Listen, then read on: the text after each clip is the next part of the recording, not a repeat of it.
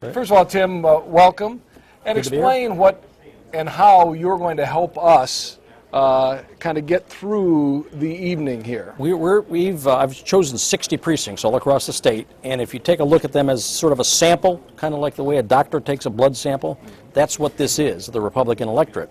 And we've got people in precincts from here in Southfield all the way up to Iron Mountain, 10 hours away in the western upper peninsula. They'll go to the polls. There should be there right now. They'll wait until the numbers roll off the machines in these 80 or 60 places. Call us, send us the numbers, give us the numbers over here, and we'll figure out, hopefully, what happened. These are hard numbers we're talking about. This is not polling anymore. We're past the point of political polls. Now we're talking about numbers. These are honest to God, yes, people voted at the polls, numbers that aren't going away. That's Tim, these are real numbers coming in, but before people went to the polls, there were absentee ballots. Do we have any idea what role absentee ballots may play in all this? Yeah, I mean, I think that we're looking at about maybe a 20% chunk of the electorate right there. And different polls have come up with some sort of where those have gone. So we sort of factor those in mathematically as well. What's your sense of who the absentee ballots may favor? Romney. Romney, why? Well, just that's what the surveys are saying. Okay. That people they tend to be older voters. And the older voters tend to favor Romney in this particular election. So that's what we're finding out. And a low voter turnout favors Santorum. High voter turnout probably favors Romney. Probably. That's what most people see, and reason we think that, or a lot of people think that, is when we do the surveys, or a lot of surveys out there, the Santorum voters tend to be a lot more enthusiastic, we're showing up. Those are kind of the passion issues. It's a passion, social and issues. They seem to be driven to vote, and so that's why I would think a low turnout would favor Santorum. And we're going to have a chance over the course of the evening tonight. Former Governor Jim Blanchard is here. Bobby Shostak, who's the state chair for the GOP, is here to talk a little bit about the significance of Michigan, the significance of this particular primary. But on the surface, Mitt Romney is a native son. He won here handily in 2008 in the primary against John McCain. For Mitt Romney not to win in Michigan, that's a big story. Yeah. And you know, by the way, I mean, it could be that he could come back with a fair number of delegates. The problem he's got is in the week leading up to Super Tuesday, if he loses Michigan, that's what the chattering classes are going to be chattering about, which is, hey, he couldn't take his own state. What about that? Also, by the way, among Republicans, and maybe Mr. Shostak can talk about this, I think a lot of people have doubts about Mitt Romney's staying power, and I think this would give people an opportunity to seize on that and say, aha, he couldn't do it. Couldn't do it in his own state. He's not going to be able to do it against Barack Obama. Let's do a brokered convention or something. Tim, why do you think that is? When we did polling leading up to Election Day with Epic MRA, I think it showed that 57% of Michiganders who participated in that survey did not view Romney as a Michigander, even though he was born in the state, he was raised in the state, his father was governor of this state. Yes. Is it just that too much time has passed since then? Well, first of all, or was it the auto industry? No, I think it's been a long time. I mean, you think, yeah, you're right. George Romney was governor of the state in 1969. That's a long time. And the other thing is that Mitt Romney's not been here for a long time either. And I think that's why people just don't think of him as necessarily as a native son, even though he went to school here, grew up here. You know, his dad has an incredible legacy. And I'm wondering if in some ways that burns him. In other words, his position on the auto bailout, I think some people would say, wait a minute, this guy's from Michigan, he knows what this is about. But in the primary, none of the Republicans supported the auto industry bailout. So it's not really a big issue right now compared to what it may be in the general, depending on who the nominee is, right? And by the way, we just got some exit poll numbers in 3 minutes ago from CBS, and you know, it's roughly 50-50. People who voted today didn't think the auto bailout was a right thing to do. Right. So go figure. We've got an evening full of coverage for you. Tim Kiska here, Chuck Stokes, the editorial director here at Channel 7. We have reporters in the field as well. Tom Waite is covering the Romney campaign. Cheryl Choden is covering the Santorum campaign. Let's first go to Tom Waite. He is in Novi at Romney headquarters. Tom? Hi there, Dave. Yeah, right now this room is definitely filling up here at the Romney headquarters at the Suburban Collection Showplace. You can see over my shoulder they're kind of filling in all the people for kind of that photo op look to get the room full of supporters. They've got bleachers set up behind him. That podium right there behind me is where he will ultimately take the stage there and give his speech. And of course, obviously, he's hoping to be giving a victory speech. It's going to be kind of interesting, though, to see how this all shapes up. If it's very close, it'll be interesting to see if he declares victory early. Today, when he was kind of touring from his campaign headquarters and across the metro area, he was kind of casting himself as the underdog. He was talking about how he was down 15 points in the polls a couple of weeks ago and then how he had caught up. That's not exactly the way he wanted to be framing this, I imagine, just a few months ago, having won Michigan by a large margin 4 years ago. So Mitt Romney had taken a huge lead here 4 years ago, and I'm sure that he was hoping that would happen again this year. But of course it did not. Now, between the two, Mitt Romney and Rick Santorum, there's been some heated dialogue between the two of them, especially in the last day. And in part, that's because of a robocall that Santorum admitted to have released in the past 24 hours. And in that call, he said to Democratic voters, you should come out and vote for Santorum. Of course, Mitt Romney was very angry about this because in that call, it basically said, Democratic voters, come out and vote for Santorum, influence the election. And Romney is crying foul over this, saying basically the only reason why Santorum will be able to be elected is if Democrats come and help him to do that.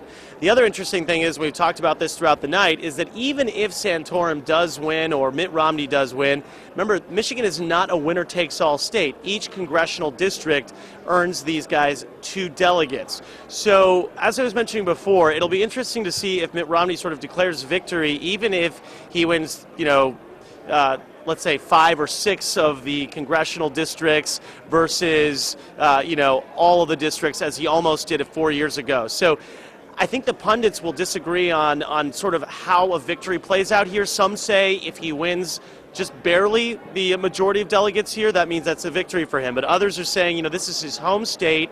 He should have done better here. He never should have been so far behind. This is a state that he should have taken without any problem. And Santorum has repeatedly said that this makes him a stronger candidate because he doesn't have the resources or the money power that Romney has had, and the organization either. And Santorum has done just a great job in that regard without having the resources of Mitt Romney. And when you watch these two men, each of them are trying to sort of challenge each other for who has the stronger conservative credentials. And it seems that Santorum definitely relates well to a lot of the working class people here in Michigan, a lot of the blue collar folks. He has a story about his father who worked in the coal mines in Pennsylvania, who came out here from Europe, who obviously had a very tough blue collar job going into those coal mines. He has that relatable story for people here in the auto industry and for generations whose families have been in the auto industry and other blue collar labor. Mitt Romney, of course, having a tougher time with that kind of personal story and connecting with voters, because Romney has said over and over again that he understands the plight of the working class, but others say he's too rich and out of touch. It's just sort of one of those personal things to see how people end up connecting with the candidates. That's pretty much the latest from here. Of course, we'll come back to you if anything develops in terms of Romney coming out here. I talked to their campaign people just a few minutes ago. They said they have no timeline at this point as to when Romney might come out. Let's go back to you guys in the studio.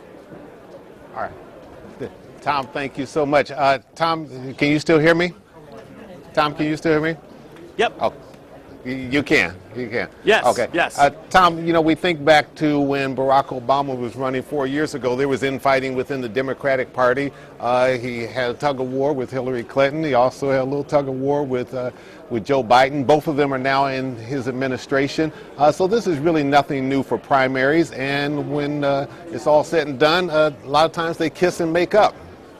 Yeah, that's true, and you're right. The Democratic primary was very heated a few years ago. Everyone remembers Hillary Clinton and Barack Obama going at each other. There was that famous commercial that Hillary Clinton put out saying, who would you want to take a call at 2 or 3 in the morning about a crisis going on in the world, something to that effect. But I think it's going to be really hard, and I'm sure people said this before in the Democratic primaries 4 years ago.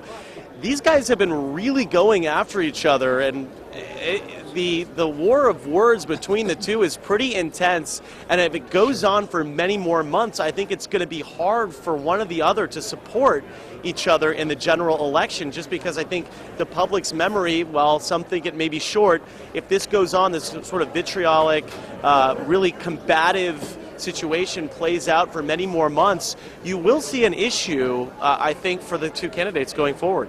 All right, Tom, thank you so much for that great report out in the field. We're now going to throw it to Cheryl Choten. Cheryl, where are you and what are you saying? Grand Hotel in Grand Rapids, and we asked Santorum's people why they were here. They said they were here because this is a conservative part of our state, and that reflects their candidates' views. Santorum has 7 kids. Some of his kids are with him. He's up in a room. It's very quiet. They're calling this a watch party. He's not going to come down for a while. Take a look behind me. Nobody is here watching right now, but Jeremy, if you can swing over, you'll see there is a ton of media here watching, and we will be waiting for when Santorum does come out. Earlier today, he was out in Grand Rapids shaking hands. He even went down to Ohio today to hold a rally to get ready for Super Tuesday, because Ohio is part of Super Tuesday. He told the voters in Ohio that he is the only Republican candidate who could beat Barack Obama. And also interesting, his strategist, Santorum's strategist, said today they don't really care who wins. They're not sure. They'd like to win, but they believe the fact that Rick Santorum came to Michigan, Mitt Romney's home state, and made it competitive, that was a win in a way and a loss for Romney. So they feel really good about what's happened in Michigan so far. Not that they wouldn't like a win, they certainly would. Again, Santorum will come down at some point tonight when he feels comfortable. He'll talk at the podium, won't be doing one-on-ones with reporters. There's so many here, but he will be talking. And again, his people say they are very pleased with what has happened here in Michigan. So we're at the Amway Grand Hotel, and we're live here, and we're back to you in the web. Still hear me? Cheryl, can you hear me this chapter? Yes, I certainly can. It's no accident that Santorum is over on the west side of the state. Always has been a traditional stronghold for the Republican Party. But we know that there was a little bit of infighting going on, as you alluded to. Has there been much talk where you're at in terms of Senator Santorum urging Democrats to vote into the GOP primary? Are you hearing much of that there where you're at?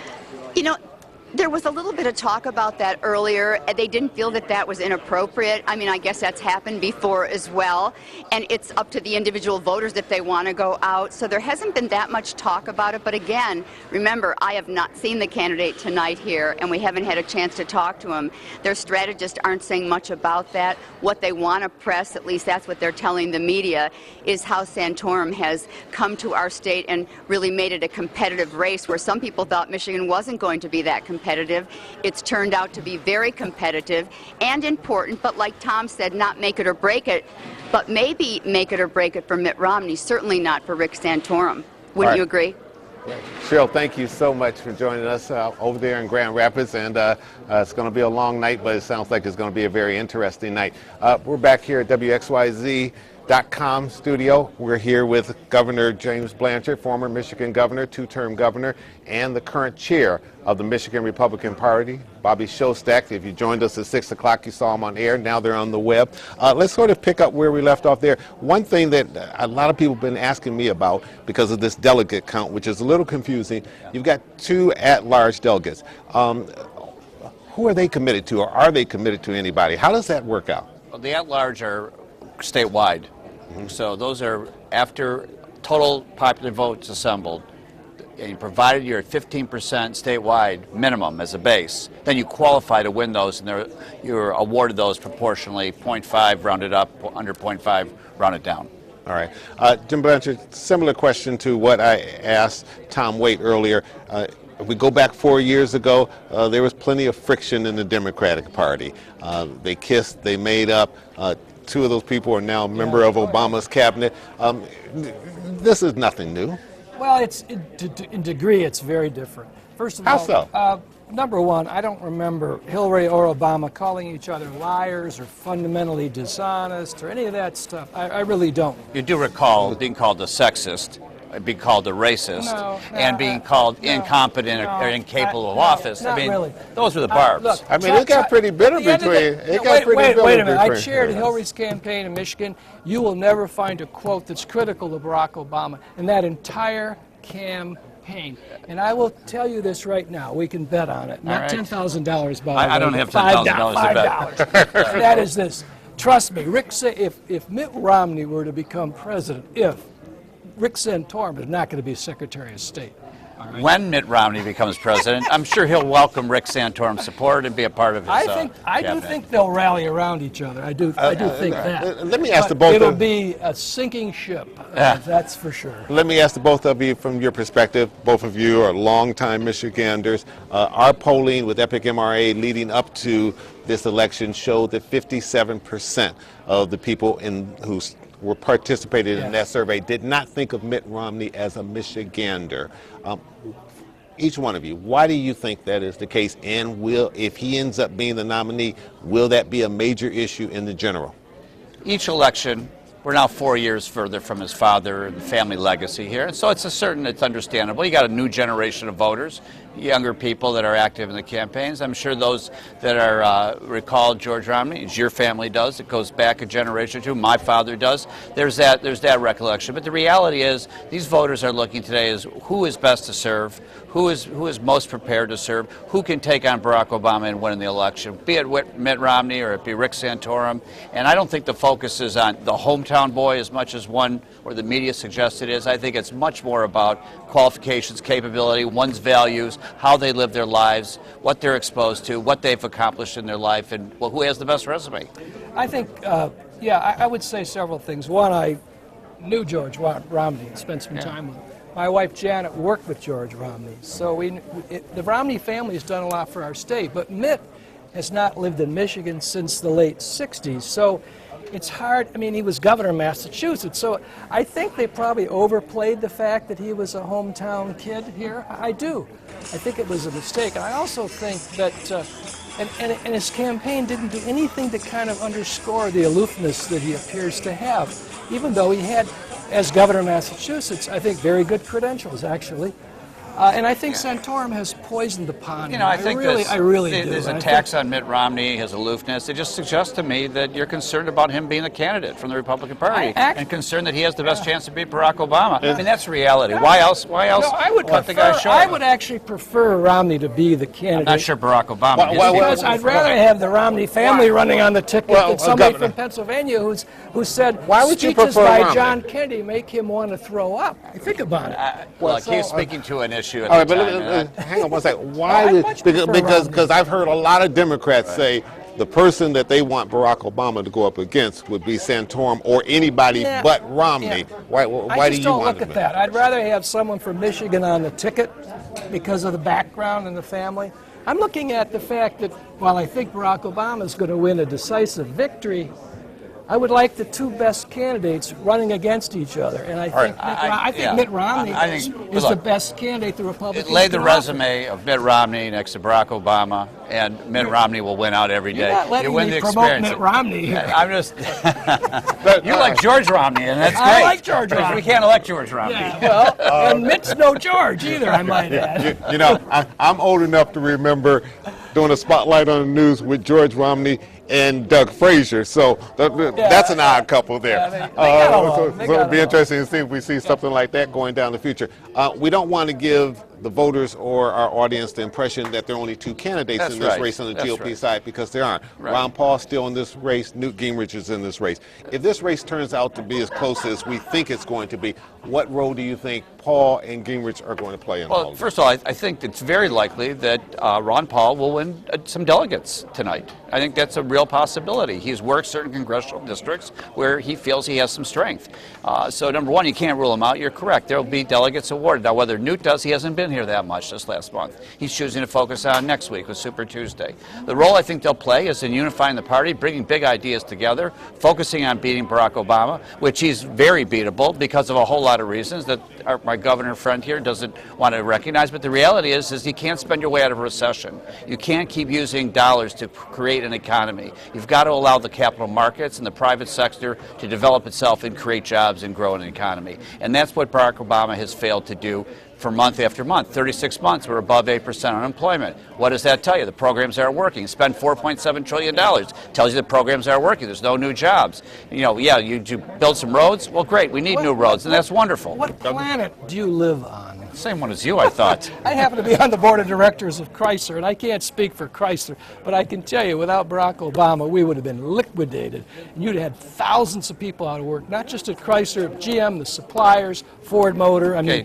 please, give me a break. Governor, you're on the wrong planet. Earlier you said you have an MBA, so you understand financing and debtor in possession financing. Of course you do, okay?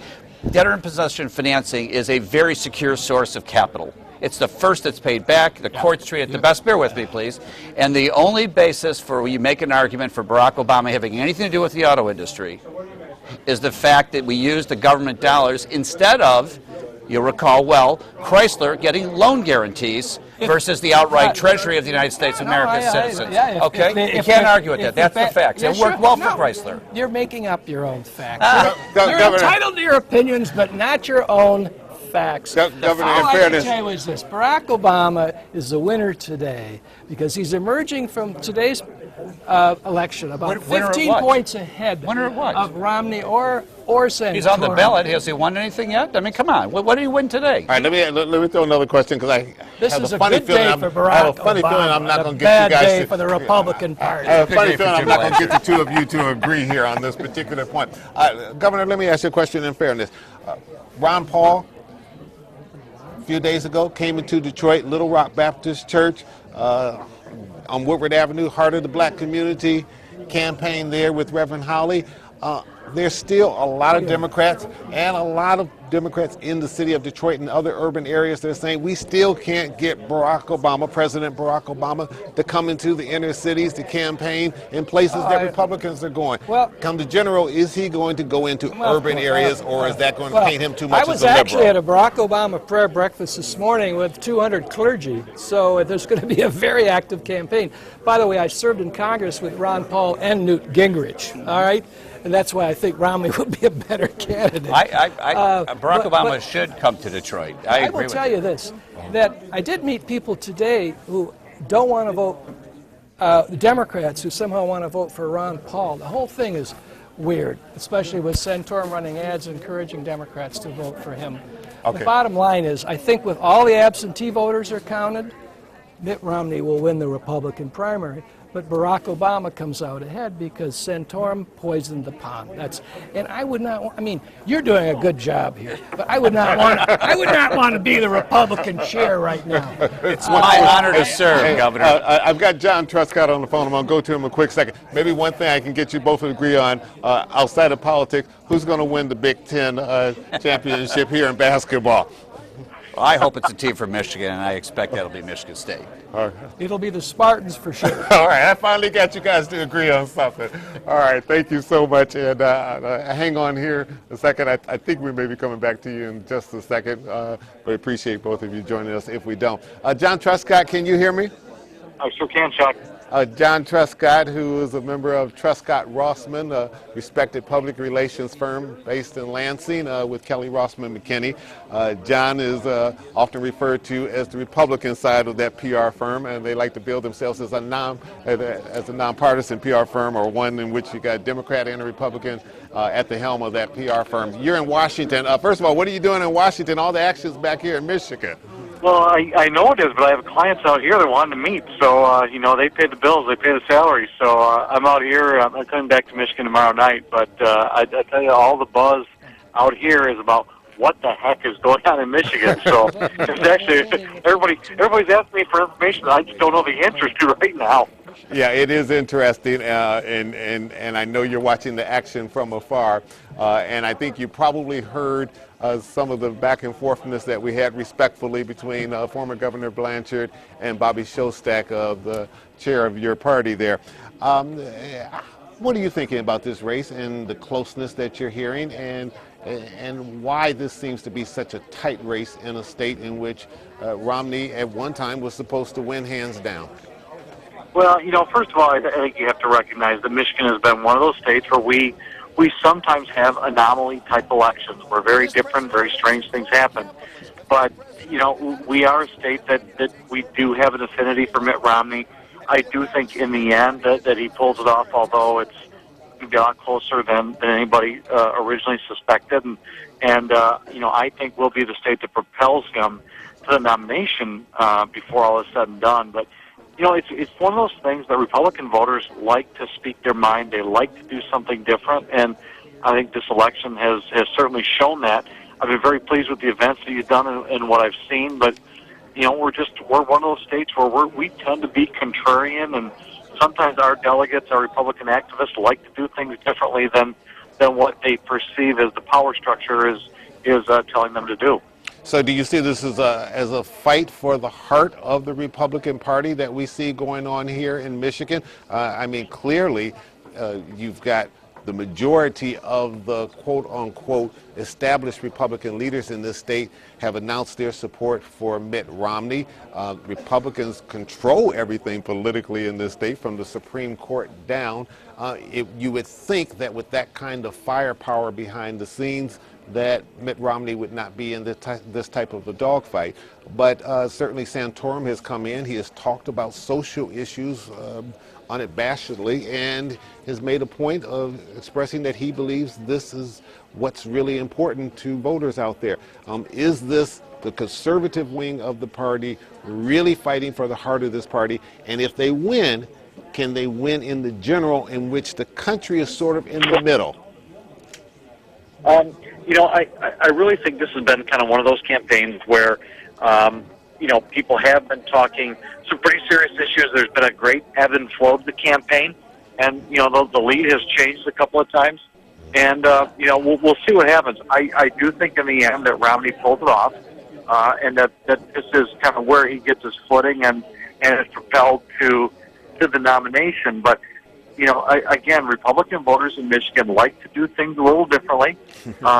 We do have the leadership that's lined up for them, but, you know, we're not monolithic. We don't follow lockstep. We do things a little bit differently, and that's not necessarily a bad thing politically, because we are a little bit more independent, and we do things in a different way.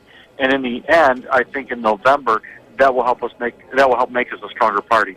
Okay, Dave Llewellyn is here with us.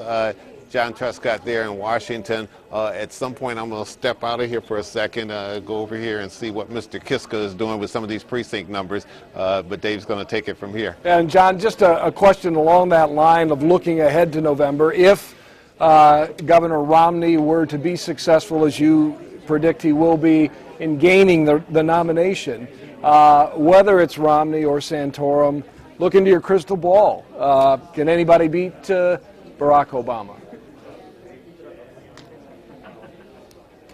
All right, that's John Truscott, is a leftist from Washington, D.C. He must not like your question. Exactly right. But I'm going to ask it several more times tonight, Chuck. I promise you that. And maybe with Bernie Porn, who is joining us now as well, founding principal and president of Epic MRA, a political analyst, handled the polling, Bernie, throughout, leading up to the primary. And let's talk a little bit about what we've seen. Romney, the home state guy, yet he's had a fight. He's having a difficult time here, and he should not be having this much of a problem.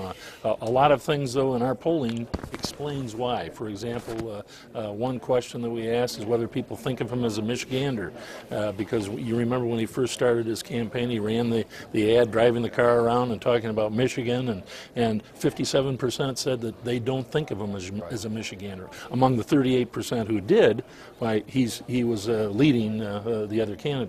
But to win Michigan, he needs to, I think, appeal to a broader base of voters. He is not appealing to the folks who I think are turning out and among the Tea Party crowd and evangelicals. Right.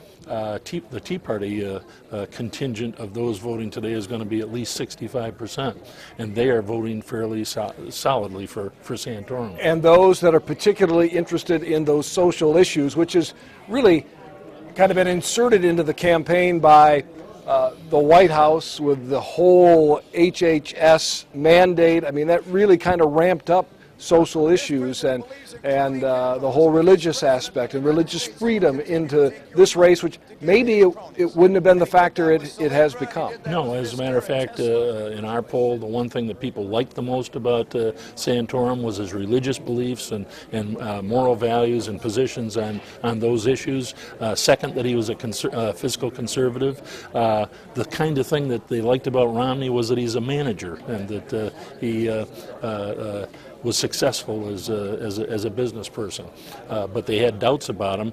The flip-flopping issue was one, and not being able to handle his wealth, which I think he has brought that upon himself in terms of some of the things that he's been saying. Well, some of the things he has been saying, indeed. And what about the economy and jobs? In the polling, is that in fact the number one issue among voters? No question about it. As a matter of fact, in our polling, we have seen a significant increase in the percentage of Michigan voters who think the economy is improving. It's gone from about 35% in our previous polling on average to 49%, almost half of the electorate. And among those voters, they are looking down for the general election. That's helping Obama, in many ways, particularly among independent voters. And the spectacle of what's happening in the Republican primary, that is also helping him because it's so divisive and so negative. And maybe there's no way to really measure how much damage tonight, whether he winds up winning the popular vote or not in Michigan.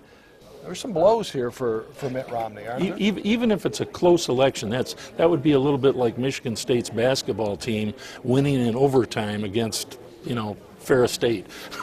Yeah. It just you win, but you don't really win. You win, but you don't really win, and I think that could well be in terms of the results. I expect that probably Romney should win, but when you look at Ottawa County, if in fact they're turning out at 30%.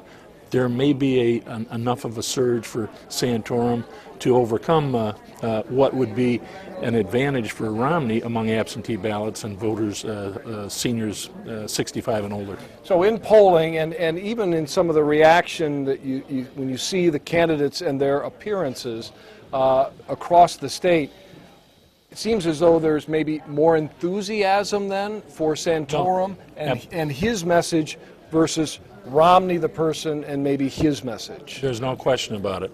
And that is not only having an impact on this primary, but that has also had an impact, I think, in some of the changing we're seeing in the matchups between President Obama and Mitt Romney. Over the past year, Mitt Romney has led President Obama by at least 2 points and up to 6 or 7 points. And now? And now it's an 8-point lead in our polling for President Obama over Mitt Romney. And that is even a larger lead among some of the more recent polls. All right, so we would think that if Romney is successful in gaining the nomination, Michigan is going to be a crucial state, a battleground state in the general election. Given those polling numbers now of Obama with a lead over Romney, if he survives, if he winds up being the nominee, that doesn't speak well to his chances in our state in the general election. The other thing that we have to remember is that he opposed the bailout of the auto companies. And 65 to 69, 70% of Michigan voters, including about the same percentage as the state among independent voters, overwhelming majority of Democrats, supporting the auto bailout, and that is helping President Obama, and that could well be a death knell for Mitt Romney.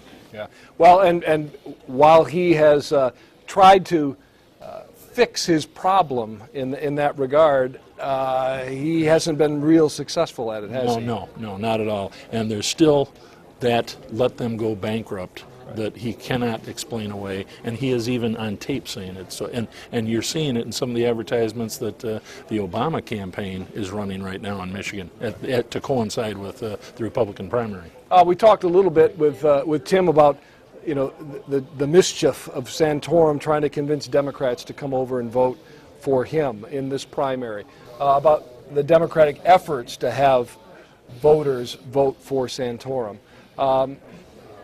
Just based on your experience, do you think that'll play much in the final result here? It could. It could. I know that there were robocalls done to probably a couple or 100,000 or more identified Democrats, urging them to vote for Santorum to play mischief in the primary. But the problem is that, number one, they have to take a Republican ballot, and if they're activists in the Democratic Party or with local Democrats, that's something that would be difficult for them to do. The other problem is that they would have to vote for Santorum, and that can be difficult in terms of some of the positions he has taken. Yeah. And while we have a minute as well, let's talk a little bit about, you do a lot of polling. You know, we're going to get hard numbers soon from Tim Kiska, 60 precincts that they've identified, a sample of hard numbers to help kind of give us the roadmap to where this election, this primary is headed.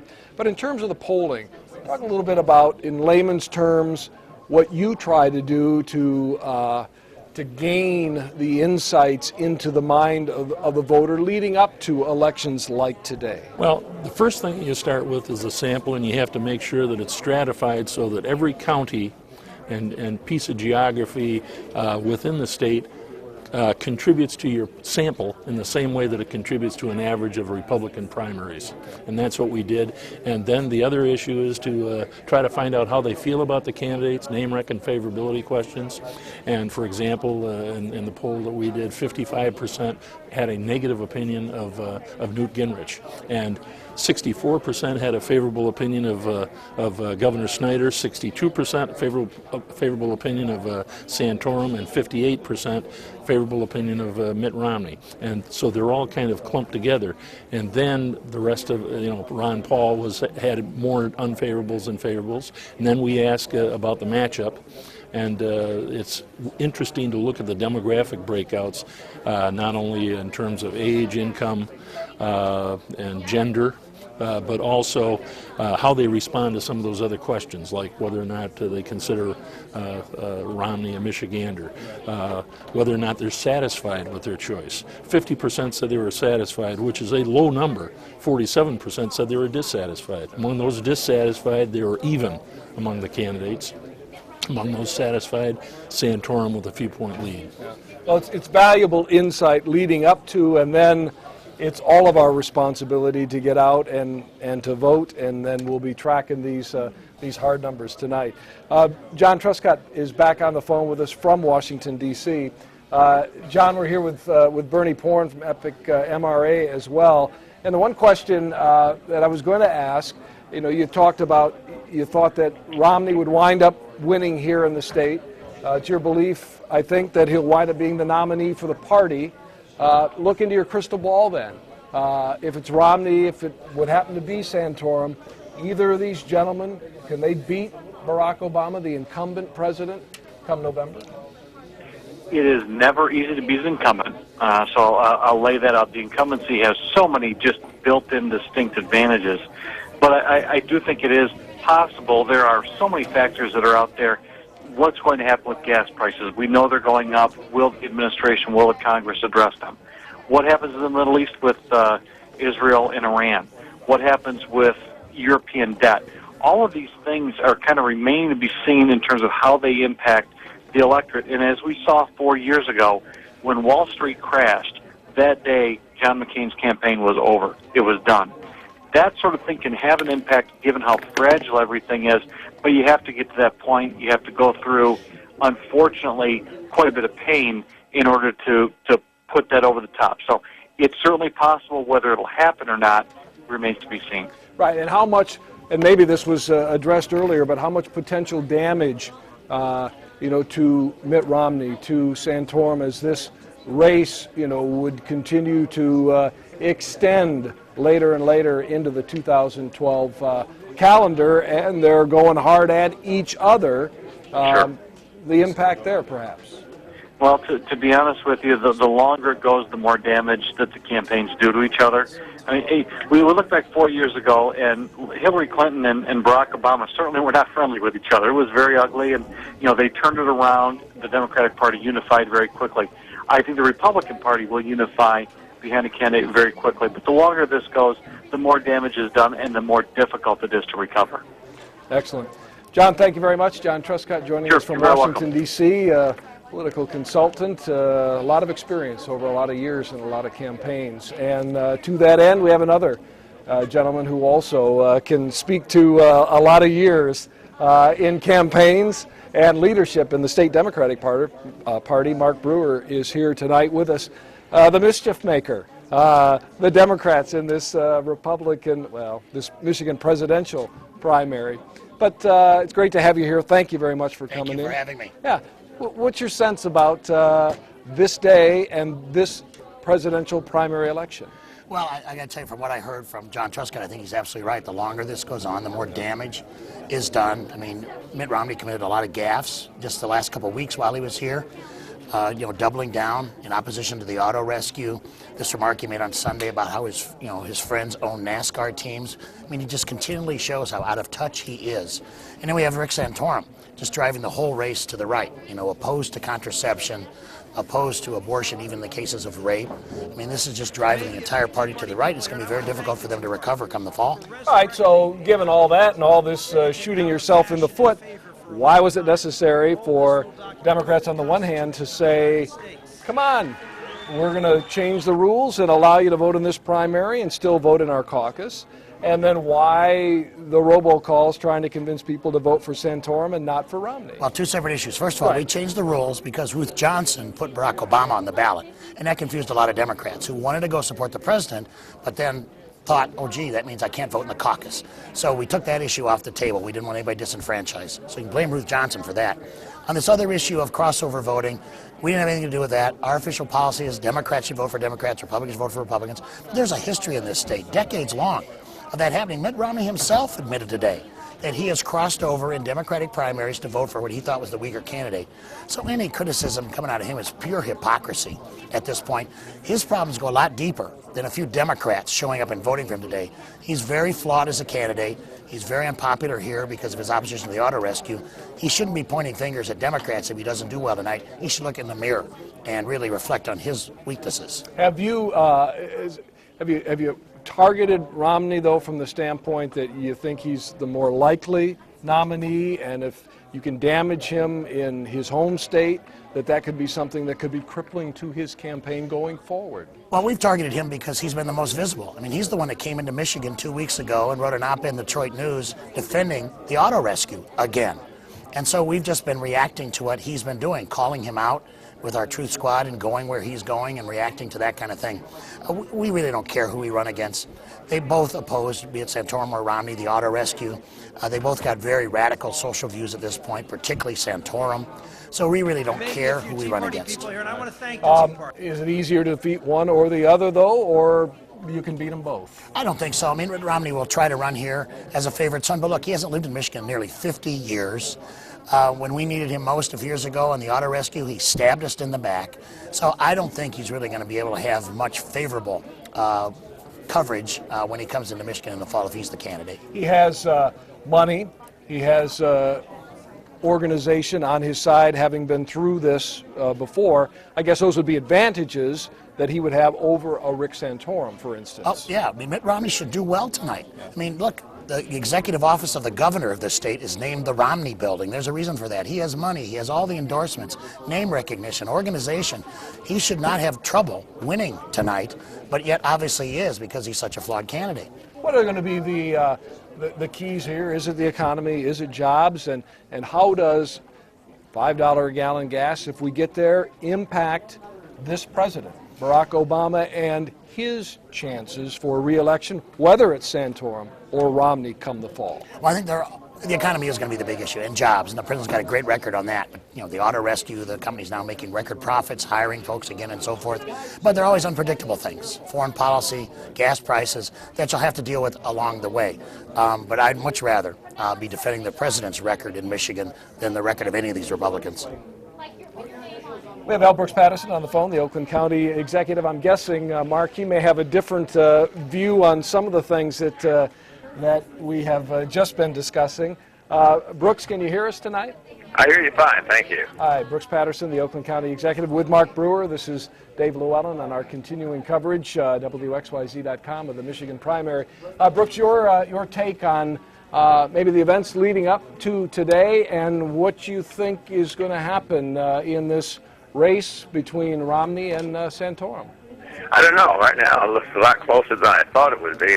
In the interest of full disclosure, I'm a Romney guy, and I thought that Mitt would be a little further ahead, but it's going to be close. I think even the Romney campaign is admitting that, but I still think it's Romney's victory. You know, I think when it's all said and done, nobody looks back at percentages and totals and votes. They look at the check and see what column it's in. Is it a win or a loss? I think Michigan will be a win, and we move on from there.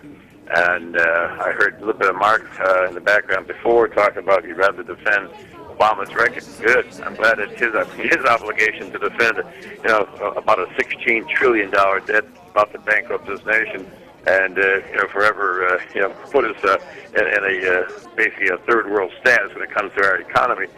You wouldn't defend that one, Mark. Be my guest. I think what's he raised the debt 4-point-some trillion in 3 years. That bodes terrible for the future of this country. Brooks, do you think, though, that even if he wins tonight, as you expect still, that Romney's candidacy has been damaged by some of what has gone on here in Michigan? In other words, not winning maybe with the margin that some originally thought? No, you know, I don't think so. I think we look at the wins and losses. We don't look at margins. We don't look at votes. If Michigan comes out as a W for Romney, I think that's what the pundits will look at a week or two or a month from now. Yeah, we'd like to come out of here with 90%, but that's not going to happen. But I don't know that anybody remembers the percentages in Florida and Carolina and Hampshire. They remember those as victories, not necessarily the percentage by what Romney won those by. So, no, I don't think he's damaged. I think what Romney has been contending with, number one, I'm amazed at the audacity of Santorum to engage in dirty tricks and make no apologies for it when he invites Democrats to enter a Republican primary and vote for him. That's a huge admission that he can't win the race just on Republican votes. And I'm sure that Mark and the Democrats are delighted to have the Democrats play mischief in the primary because it skews the result. If Santorum was to win based on that kind of shenanigans, basically Santorum is being manipulated, used by the Democrats because they'd rather put forth a weaker candidate against Obama in the fall than Romney. So if they put Santorum out front, and that makes Obama's, I think, chances in the fall just a little easier. Well, and that was one of my points to Mark. You'd rather face Santorum in the fall than Romney. I mean, that seems clear based on the strategy that the Democrats in this state have used against Mitt Romney. Yeah, that's the only way I can read it. I can't read it any other way. Otherwise, they'd be telling the Democrats to come on over and vote for Romney. So obviously, they'd rather see Santorum as the nominee. I think he is easier for Obama to defeat, and it's a pretty simple strategy. You don't have to be a rocket scientist to figure out what's going on here. And Santorum, who's not a rocket scientist, is allowing himself to be used in that fashion. And not only is it dirty tricks, but I think it reveals a little bit of a character flaw in the way he approaches the whole political process. Excellent, Brooks. Hey, a friend of yours has just joined us at our anchor set here, Nancy Skinner. Brooks, say hi to Nancy. My God, you're getting loaded with Democrats over there. You got Mark. Hi, Nancy. How are you? I hear you out here making all kinds of excuses for your guy. No excuses. I got my victory hat on. No excuses over here.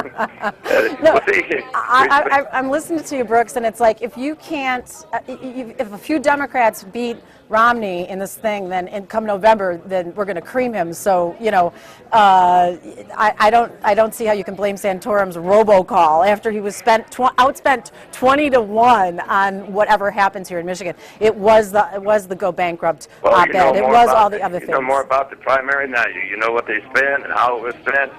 You got a pipeline right to the Romney campaign.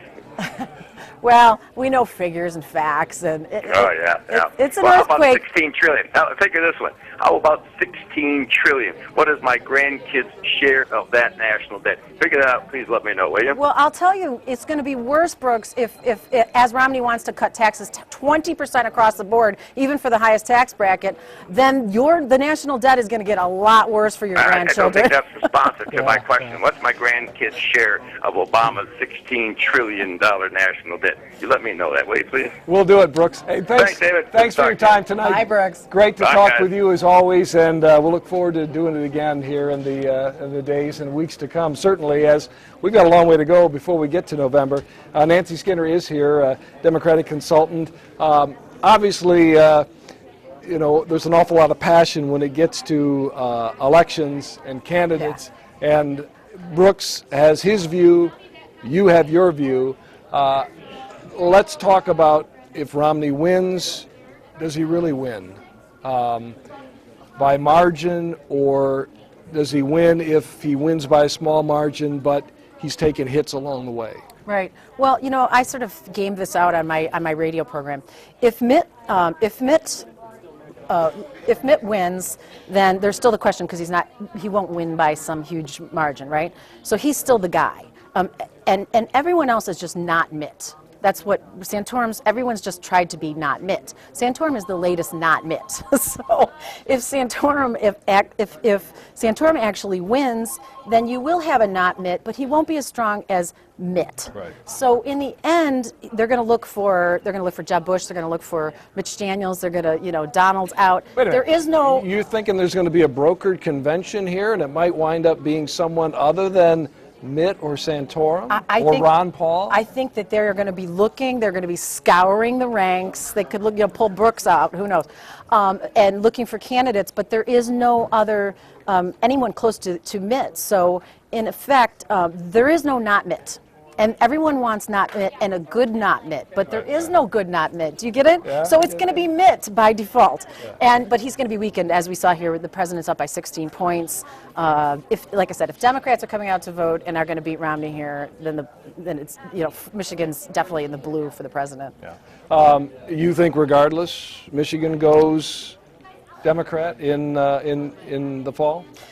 I think because of the auto situation, the auto bailout, that was the deciding factor here. That was the rebound. It was a tough vote. I actually ran against President Obama in the U.S. Senate primary in Illinois, and at that time, Iraq was the big issue, and he took a tough position on that, and he was against that, and the polls were 80% against it. The same thing with the auto bailout. At the time, 80% of Americans were against that, and he made a very principled decision to do that, and it turned out to be a big winning bet, not just for Detroit and Michigan, but for all of America who feel like there's some comeback. In fairness, there are some who still are not happy that occurred. There are some who still feel, because of the obligations that are out there, that maybe it wasn't the best course to follow. That's the argument that some have. Clearly, jobs in the meantime have been saved, but in the long term, adding to the debt and so on and so forth. I mean, there are some issues there that we've got to figure some things out. Well, yeah, but those people can't. They'll say we can never say what would have happened, because going down the line from the auto companies, the suppliers, the dealers, the commercial real estate that's affected, Main Street, and in fact broadcast industries. I'm on Fox News a lot, and I always say that the auto industry is the largest advertiser, and so the impact, that earthquake would have just been immeasurable.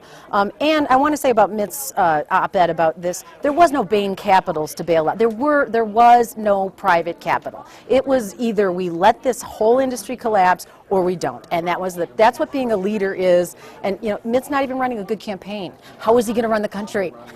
Well, let's leave it there for now. Nancy Skinner, Democratic consultant, talk show host, joining us as well, candidate in the past, and we appreciate your thoughts and insights. Thank you very much. Tom Waite is covering the Romney campaign. He's in Novi. Let's go to Tom now for what's going on there. Tom? Yeah, Dave, we have the Attorney General with us, Bill Schuette. Thanks so much for coming and stopping by here to talk to us on this webcast. Tell me on 7. Yeah, thank you very much. Well, tell us, what's the energy here like? Are you feeling optimistic? Well, the energy is upbeat and up-tempo, and if you hear some Bob Seger in the background, that kind of captures the spirit of things, I think, to a T. But we're going to have a big night in Michigan and in Arizona. And Mitt Romney has worked very hard over the past 3 weeks in Michigan, and we've pounded the state. And we've seen Mitt and his wife Ann, north, south, and east, west across the Great Lakes state. So we're working hard. It's early, so I can't tell you what the final outcome will be, but I'm feeling really good about it. Now, Mitt Romney has closed the gap here in the polls with Rick Santorum. He was down about 15 points a couple weeks ago, and he's been very proud about being able to close that gap. Why do you think it's been such a challenge here for him this time as opposed to 4 years ago? He definitely won the state by a wide margin at that point. It seems like he's having to work a little harder for the votes this time. Well, we always knew that this Michigan was going to be a competitive state. And look, in 2012, we've seen ups and downs, and we've seen one state shopping by some candidates or regional efforts by others. And Mitt Romney's put it together across the country. We've won in the Northeast, the far West, broke even in the Great Plains, won in Florida. I mean, they only give gold medals for being first. We've had a lot of firsts in this whole effort. So, Mitt really has a message of jobs and paychecks. And Michigan is a state, and America is a nation that is hungry and thirsty. It's starved for jobs and paychecks. And Mitt's experience as a turnaround guy really connects in Michigan. Do you feel like he has and this is a softball for you, do you think he has better than, yeah, he'll be it. But do you feel like Mr. Romney has a better shot at beating President Obama than, say, Rick Santorum, and why? Well, I think that's part of this. That's part of the whole contours of this race. It's issues, it's experience, and how do you put them together, and who can best beat Barack Obama in November? And in the end, there's a lot of drama and emotion and competition, and that's okay for a campaign. In the end, people go in the voting booth or their absentee ballot, and they say, okay, who's best? Who can really beat Barack Obama in the fall? And I think when you look at Mitt Romney's record and experience, cutting taxes 19 times, reducing the state government when he was governor of Massachusetts, turning around the Olympics, man, we need to do that in America. So I think people want to beat Barack Obama in the end, and because we don't want to go through all of this and not win. And Mitt Romney can win in November. Okay, so this will be the last question. A little different than the last one, but let me ask you this. Okay, so Mitt Romney was in support of the bank bailouts. He said it was necessary to save the financial system, but like Rick Santorum, he was against the auto bailout. Is it kind of hard to juggle that, to say, okay, I'm okay with the banks getting the money, but I'm not okay with the auto industry? Is that a tough situation for him to kind of, to get out of in Michigan? Are people? Do you think people are having a hard time with that? He's been very direct on it, and I think people in Michigan, first, they appreciate that Mitt's a fighter and he's scrappy, and I think they appreciate that he's been direct, and he's answered the question about the bailout, I bet you 50, 100, lots of times. Lots of times, and the fact is that it really was a difference only in just in degree about, is it a private sector managed bankruptcy or is it a government bankruptcy, and the end result is about the same. And so I think he answered that. He was direct, and then you keep talking about other issues, taxes, repealing Obamacare, against more mandates, and I think that connects with people. Mr. Schuette, thank you so much for stopping and talking to us. We really appreciate it. Yeah, definitely. Oh, good. Well, we love having you, and your party looks like it's going strong here, and good luck to you. Just like Bob Seger. yeah, absolutely. Kid Rock. Yeah. The Kid Rock. I was there last night. It was very. It was good stuff. Are we still rolling here? Yeah, we're still going. Good. I thought that thing last night. It was perfect. The comeback kid, Mitt Romney, meets Kid Rock. Romney and Richie soar at Royal Oak Music Hall. That was very cool. First time I'd seen Kid Rock perform, actually. It's pretty awesome. It was pretty good stuff. Well, when he belts out Born Free, there's nothing like it. It was pretty awesome. Yeah. All right, sir. Hey, I know you're busy. Thank you so much. Hey, guys, we are going to send it back to you in the studio, and there you have it. Bill Schuette, the campaign chair for Mitt Romney here in Michigan. All right, Tom, thank you very much. That's Tom Waite reporting from Novi and Romney headquarters. Joining us on